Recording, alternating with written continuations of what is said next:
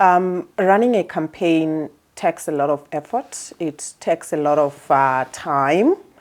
And because if you're also running a very big campaign, national, global, or even at any level, if it's targeting different stakeholders, different issues that you have to deal with, there's a lot of pressure that comes with it. So understanding that there is pressure and you have to deal with many other adversities that come along the way, there is need for you to set up a core team, which was one of the big lessons that I learned in running the How Far campaign.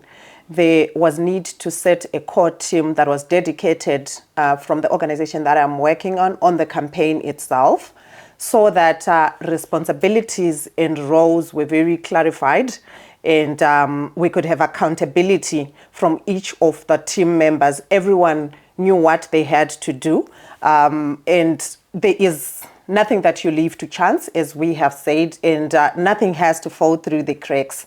So setting up a team is really key. Noting as well if it's civil society organizations, and I want to take it any other institution. If you're running a campaign, there are many other projects that you'll also be running. So you need to set up that team. One of the key things that I learned in terms of the core team is that it relieves pressure in, of course, the clarification of roles and responsibilities, but also because we were running kind of a sensitive campaign. So the core team will have all the information. We'll keep the information until we needed to release that information. And I think that relieves pressure in terms of not everything is out there and you have to be doing firefighting. So the team knows what they have to keep, what we're going to release, and in terms of the information and communication channels that you have to be using. So that relieved a lot of pressure and allowed the team to be working across, or working around the clock in terms of putting the campaign together. We spoke about the groundwork that had to go into it, and that takes, of course, the core team and the different aspects that you have to be doing. But there was also the issue of alliance building, which I think was also very key in running this campaign. Running a campaign from a perspective of a corporate that's trying to sell one thing is an easier burden than when you're running a campaign for a CSO that is looking at addressing issues that are affecting people in the different demographics, because it is necessary at that point to understand that you want to speak for and on behalf of the people, and you want the people to speak on themselves and for themselves. And when you do that, you've got a wide array of issues that need to be addressed. So we delved into having a core team with every information on their fingertips, but it was also necessary to anticipate that we are going to have to work around the clock, because as the campaign grew bigger and as it went viral, certain things will happen post 8 to 5. And you had people to make decisions on what to say or what to not say, or how to anticipate what happens the first thing in the morning. So having a core team and having a support team that is ready to assist and ready to work at any hour, especially during the first 2 or 3 months of that campaign, because once it goes viral, once you've got a campaign that's addressing a government or any institution, but that is based on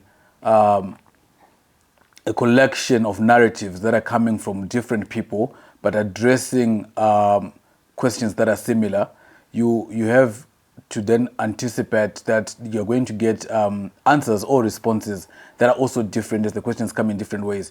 And we had to make sure that our team was clear and ready to guide our narrative of the campaign, and that meant being alive at very odd hours. And as we built the campaign, we also understood that the level and the spectrum of the issues that we're dealing with was so broad that we needed to work with allies that could come into the fray for us. One of the things that we did is, when we were looking at the issues around service delivery for Harare residents, as an example, we ended up having to work with Residents Association, because we thought these associations had all the issues at their fingertips, and they had more information than we had. But piggybacking on them, it also meant that our team had the information that we needed at the time that we needed it. When we're looking at justice in the extractive sector and accountability in the extractive sector, we had to work with CSOs as well that worked in that specifically in that sector, so that we have all the information that we needed.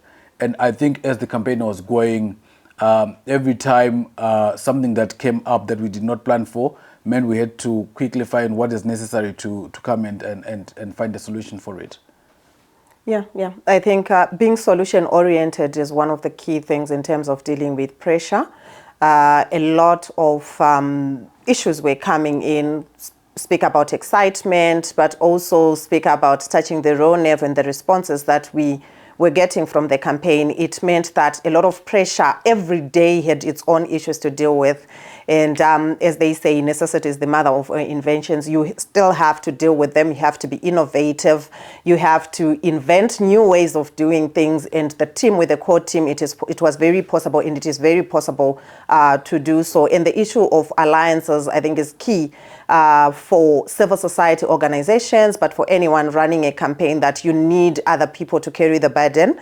And that helped us a lot in terms of the people that had caught onto the campaign. And you need that. You need to identify your allies that are going to continue as well in the different other aspects, especially if you're running a big campaign that has got many issues that you have to bring together and tie, of course, into the bigger picture of things and into the bigger objective of the campaign. And in this case, an accountability campaign.